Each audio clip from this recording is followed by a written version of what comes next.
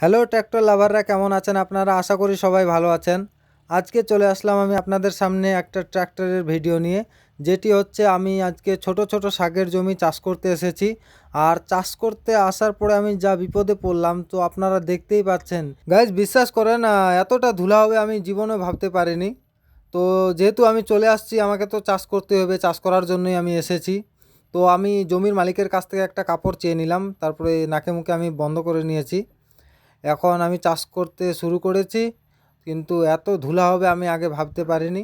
So এই ধুলা হওয়ার কারণে আমাদের যে গাড়ির এয়ার ফিল্টার আছে সেটাতে কিন্তু ধুলোয় ভর্তি হয়ে যায়।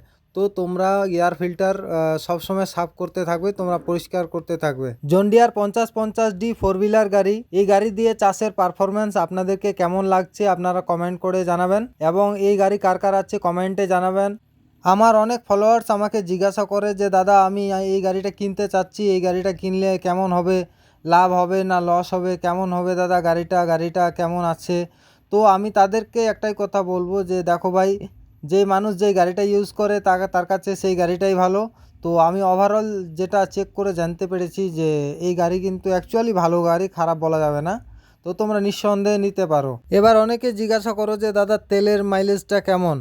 তো দেখো ভাই, হচ্ছে যে তোমাদের দিকে তোমাদের মাটি কেমন জানি না, কিন্তু আমাদের দিকে মাটি ভালো, 4.5 থেকে 5 লিটারের মধ্যে কমপ্লিট হয়ে যায় ঘন্টায়।